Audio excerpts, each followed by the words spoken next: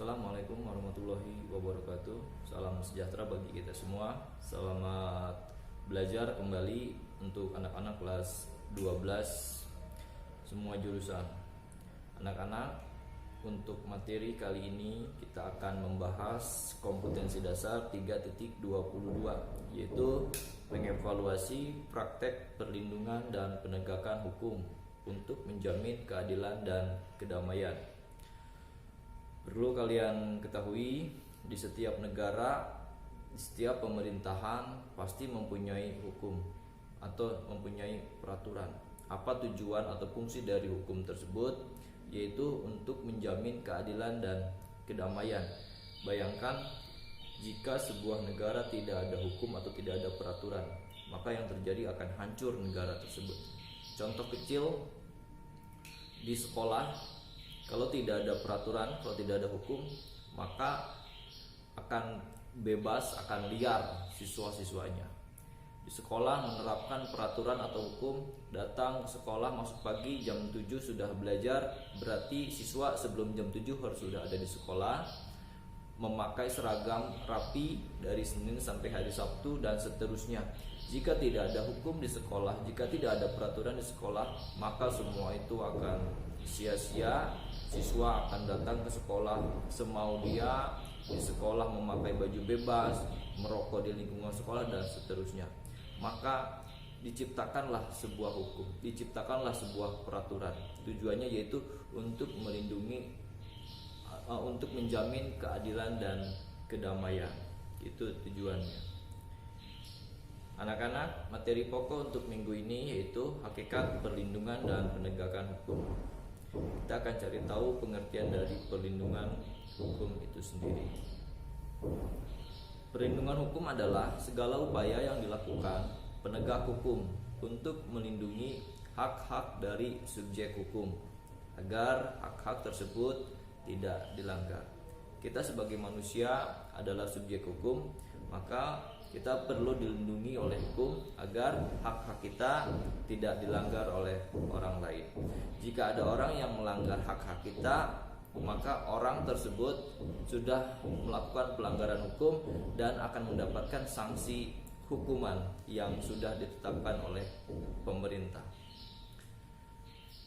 Suatu perlindungan dapat dikatakan sebagai perlindungan hukum apabila mengandung dua unsur berikut ini.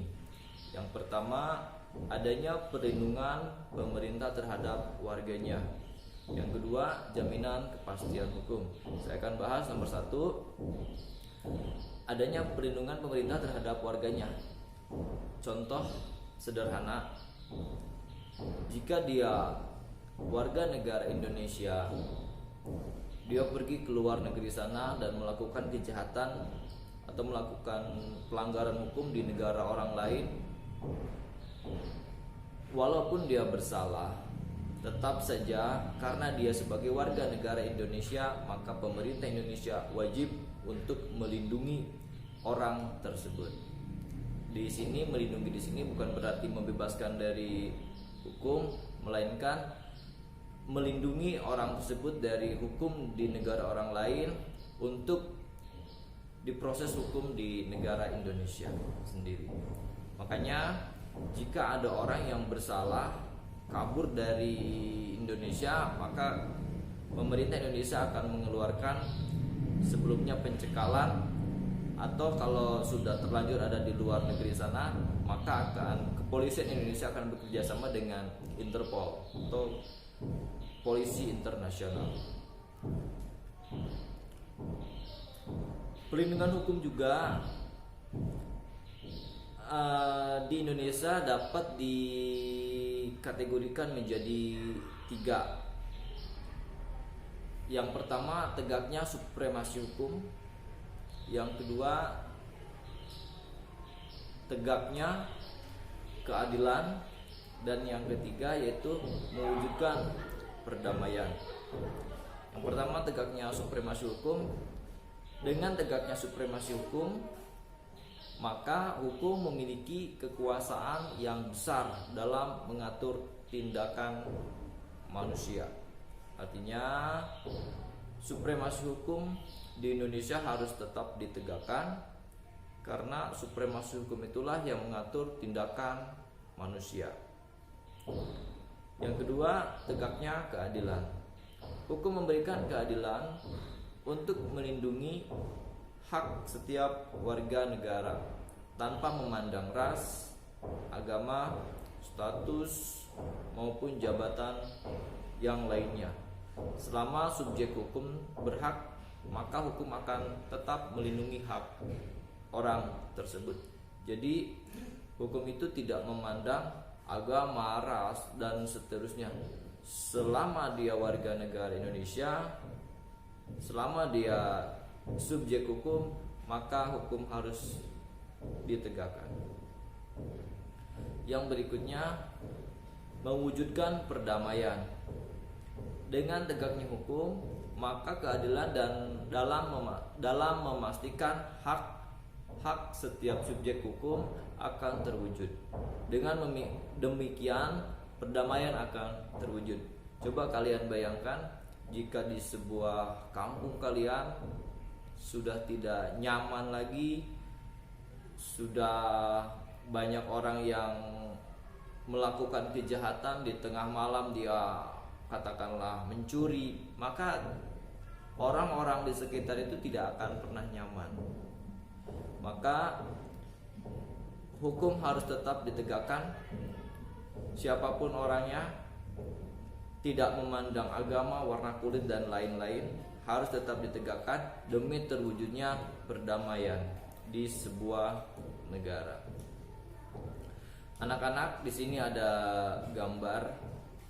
Gambar ini selalu berkaitan atau selalu ada hubungannya dengan penegakan hukum, yaitu sebuah patung yang matanya ditutup, tangan kiri sedang memegang timbangan, dan tangan kanan sedang memegang pedang. Ini melambangkan, yang pertama, mata tertutup memiliki arti agar dalam menegakkan hukum, dalam menegakkan keadilan, tidak pandang bulu. Artinya, ketika orang sedang menegakkan hukum, kita berikan contoh saja penegak hukum di Indonesia, yaitu kepolisian, kejaksaan, dan lain-lain, atau hakim di pengadilan.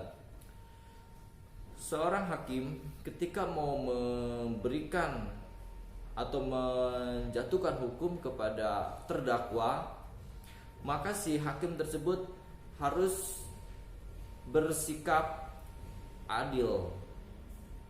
Di sini dilambangkan dengan mata tertutup, artinya dia tidak boleh melihat siapa yang menjadi tersangka.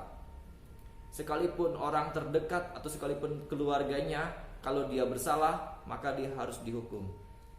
Makanya di sini dilambangkan si hakim harus menutup matanya, bukan ditutup dalam arti benar-benar ditutup, tetapi tidak boleh melihat siapa yang menjadi tersangka. Harus benar-benar bijak seorang hakim itu. Tutup matanya dalam mengambil keputusan. Jangan melihat siapa dia, tapi kejahatan apa yang telah dia lakukan. Itu yang pertama, mata tertutup. Yang kedua, tangan kiri sedang memegang timbangan.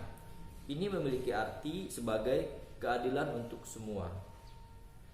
Semua orang di Indonesia mempunyai keadilan, mempunyai hak-hak yang sama. Jika dia bersalah, maka katakanlah bersalah. Jangan sampai orang yang banyak uang, orang pejabat, timbangannya akan lebih ringan daripada orang yang kejahatannya sedikit, hanya misalkan ngambil buah di kebun tetangga atau ngambil ranting kayu buat kayu bakar memasak, itu timbangannya sangat berat sekali.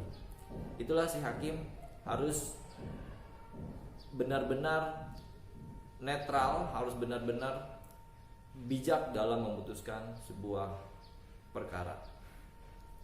Lalu yang ketiga, pedang di tangan kanan memiliki arti kekuatan untuk menegakkan keadilan. Di sini seorang penegak hukum harus mempunyai kekuatan harus mempunyai sikap yang sangat berani, karena tidak sedikit orang-orang yang melanggar hukum, dia berani melawan para penegak hukum. Hukum harus tetap ditegakkan demi tercapainya keadilan dan kedamaian di negara Indonesia ini. Anak-anak, materi untuk minggu sekarang tentang hukum saya akhiri. Silakan kalian amati video ini, silakan kalian catat materi-materi yang dianggap penting. Terima kasih. Assalamualaikum warahmatullahi wabarakatuh.